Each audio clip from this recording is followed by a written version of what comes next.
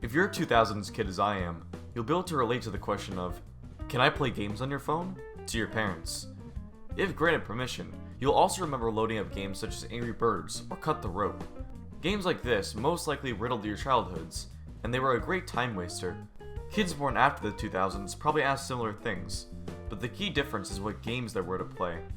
As time has trickled on, the quality of mobile games has slowly descended into what it is today, which I'd say is less than stellar. Of course, there are still the old games we used to play, and there are new games coming out that are good, but they become few and far between to find as new mindless games are being pumped out. How did things get this way? Today, I plan to answer that question on how mobile games went from brilliant to rock bottom.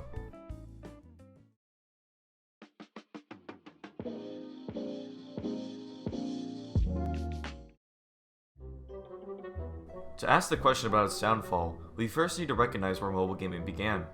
The first mobile game to be made was Snake for the Nokia, but it didn't become overly popular just from that. It was by the mid-2000s that mobile gaming really took off, spawning markets for these apps, such as Google Play Store or the Apple App Store. Some of the hit games we've all heard of came out around the late 2000s.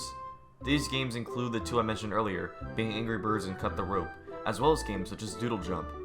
Once the 2010s rolled around, the mobile gaming industry was hitting record numbers as far as users and sales. Iconic games such as Jetpack Joyride, Clash of Clans, Fruit Ninja, and so many more were released around this time. These games were exciting to play, no matter the age. Many kids would get hooked on these games, as they had child-friendly gameplay, and they were just fun in general. Many adults and parents tried these games as well, and found them not as quite mind-numbing as they might have originally thought. Even the elderly got in on these games, and many loved playing these games to keep their brains active. By the looks of it, there was nowhere to go but up for the industry. With such creative titles coming out, each with their own unique spin on gaming, there seemed like there was endless possibilities. Sure, there might have been some hiccups with knockoff games popping in, but it didn't seem to faze anyone. And even with console and computer gaming increasing their own popularity respectively, mobile games were still a nice way to kick back and play something original and fun. However, as I'm sure you're all aware, things didn't continue this way moving later into the 2010s. What came next can only be described as the wave of knockoffs and lazy games. Many unoriginal developers saw the continual success of certain mobile games. Instead of trying to come up with their own original idea for a game, they decided making similar but low quality ripoff games was the best way to make money.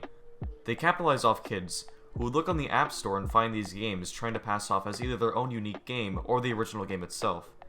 Some of these games actually became popular, while others understandably struggled to find footing. Side note, not all games that took ideas from another game are knockoffs. For example, a game I really enjoyed playing as a kid was Pixel Gunner 3D. It looked a lot like Minecraft, but it changed a lot of things about it. Therefore, I would not consider it a knockoff. Moving on though, these uninspired games continued to grow in numbers. In the late 2010s, however, the rise of the mindless games began. I'm sure I don't need to explain it in detail. It's those games you see in other mobile game ads or YouTube ads. They're low quality, have mindless gameplay loops, and are promoted through some of the strangest ads anyone has ever witnessed. This has continued all the way up to present day. Now, don't get me wrong, there are still some good games coming out. One well-known example of this has to be Pokémon Go, which was all the rage in the summer of 2016. However, as I said in the intro, these games are hard to find these days. They've been piled deep beneath the mounds of bad games constantly being produced.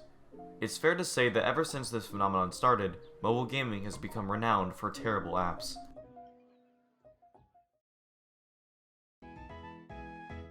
The history of mobile gaming has been tarnished recently, but why did this start happening? It's fair to say that it all comes down to money. Majority of these new games are driven by the complete purpose to milk as much money out of you as possible. I'm aware that all mobile games wish to make money, but the good games that we all know and love take the time to make quality over quantity and still add updates to the game over time. The developers making these effortless games are just looking to make money. They do this through non-stop ads playing through the game. I'm sure everyone's experienced a game where every time you fail or die in the game, boom, 15 to 30 second unskippable advertisement for another game just like it.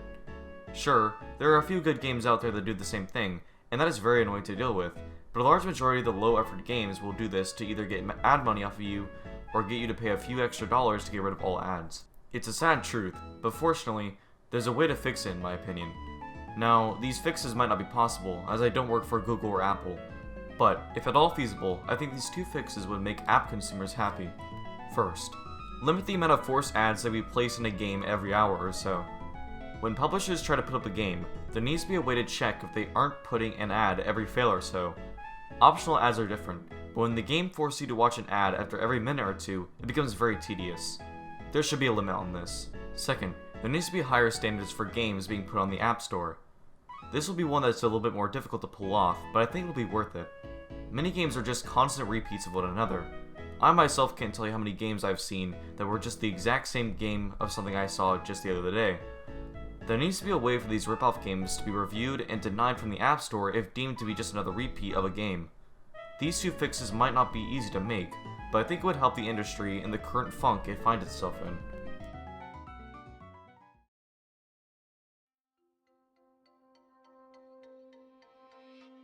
In conclusion, mobile gaming used to be in a great position. It was one of the most practical gaming systems there was. Simple games on the device you always carry with you. In the beginning, creators showed unique ideas and put them into a playable game. But as time went on, it became the joke that it is today. If the big app stores like Google and Apple care anything about the market, they'll consider making changes. They don't necessarily have to be the ones I suggested, those just sounded the most reasonable to me. But if mobile gaming gets fixed up, then maybe one day we can have it return to where we used to hold it at. Thank you for watching, and I'll see you all next time.